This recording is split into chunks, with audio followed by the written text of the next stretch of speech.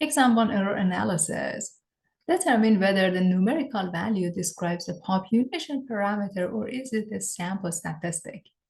The freshman class at a university has an average SAT math score of 514. It is a population parameter. Why is that? Because everybody in that class were included. So since you have everyone, every single person, every single score, it means that you can assume it is a population and you're dealing with population parameter. Next question. Is this a descriptive statistics or is this inferential statistics? Let's take a look at it. In a sample of Wall Street analysis, the percentage of people who incorrectly forecasted high-tech earnings in a recent year was 44%. Well, since you have a proportion, and this proportion is related to the percentage of people who made the forecast, it doesn't matter if it's correct or not. You have a numerical value assigned to it. You are not making any predictions about future. So you have a bunch of data and then you calculated the percentage or proportion for that data. It is descriptive statistics. In this question, you have a table of high temperature, and on the left-hand side, you have the class, and on the right-hand side, you have the frequency. What is the class width? The class width is the difference between two consecutive lower limit. So 31 minus 20, or you can say that, hey, 42 minus 31, or 53 minus 42, or 64 minus 53, and so on. The answer is 11. How many data do you have in your collection? To find the number of data in your collection, you need to add all of these numbers together. If you add all of these numbers together, it is equal to 365. So 365 is the total number of values in your collection. The question says, hey, find the midpoint of the first class. To find the midpoint of the first class, you need to add 20 and 30, which is 50 divided by 2, and you get 25. And the last question says, relative frequency of the first class is what? The relative frequency of the first class is 19 divided by the total number of values in your collection.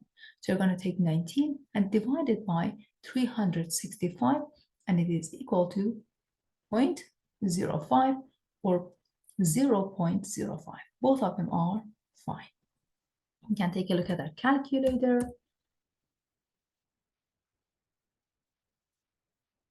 To find the relative frequency, it should be very easy for you to do the calculation. I'm pulling up the calculator and I'm going to show you. So as you can see, the very first relative frequency for the first class is going to be 19 divided by the total, how many data you had in your collection. The number of data in your collection is 365. So if you do the division,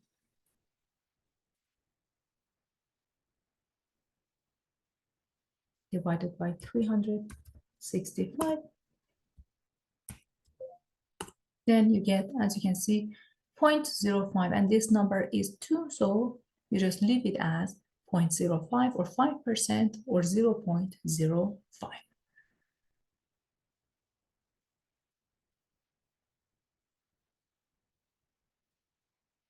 Perfect. So let us move on to the next question. In this question, you have employee salaries.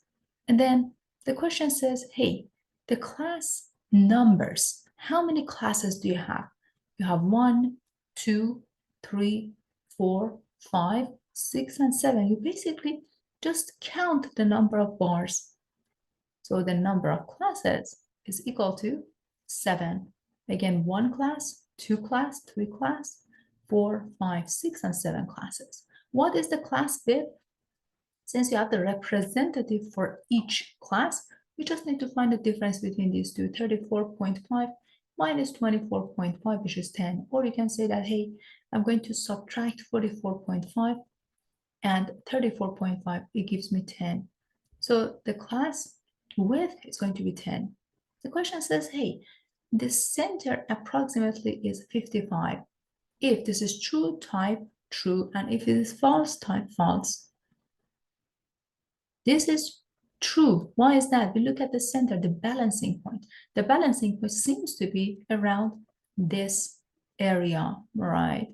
54, 55. So it's close to these numbers. So we're just approximating this. You're going to say that, hey, this is true estimate. Next question. The mileage in thousands of miles for rental car companies is listed as below. What is the range of the data? To find the range of data, you need to find the maximum value, which is 15. Find the minimum value, which is 1. Do the subtraction. 15 minus 1 is going to be 14. So this is the range. Then it says, hey, use your calculator to find a population standard deviation. So let's take a look at our calculator.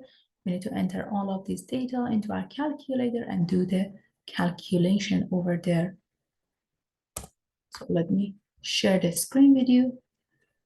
So first of all, you need to go to Stat, go to Edit, and enter everything. I'm going to use L3. I have 4, I have 2, I have 9, then 12, then 15, then 3, then you have a 6, then you have 8, then you have 1, 4, 14, 12, 3, and 3. So everything is written in L3. Now you need to go to Stat, then go to Calc, one variable statistics. Since everything is in L3, you need to select second 3. Frequency list empty, and then do the calculation. Well, since it says, hey, population standard deviation, it is 4.5959 and so on. But take a look at the question. It says round this, let me just move this here, round this to 1 decimal. So it says A dot B or A decimal B. So it's going to be 4.6 because it's 5.9. So you're going to add 1 unit here. So we expect the number to be 4.6. Let's go back to our exam and take a look at the answer. It is 4.6. Next question. You need to purchase a battery for your car. There are 2 types available. Type A has a mean life of 5 years. Okay, this is good, but the standard deviation is 1 year. The second type has a mean life of 5 years and the standard deviation of 1 month. Okay, it has a smaller variability. So which battery you're going to select? So you're going to select the second battery, which has less variability, less variation. You're always interested in having less variability. In the next question, you have the following. You are the maintenance engineer for a local high school. You must purchase fluorescent light bulbs for the classrooms. Should you choose type A with mean, which is 3,000 hours and standard deviation of 200 hours, or should you buy type B with mean 3,000 hours and 250 hours of variability? Which one you're going to select? So again, remember that we are interested in having less variability. Between 3,000 and 3,000, the mean or the average is the same, but the variability of the first type is lower than the variability of the second type. The bulbs with the lower standard deviation and are more consistent. It's easier to plan for the replacement. Okay, perfect. That's the error analysis for our exam 1.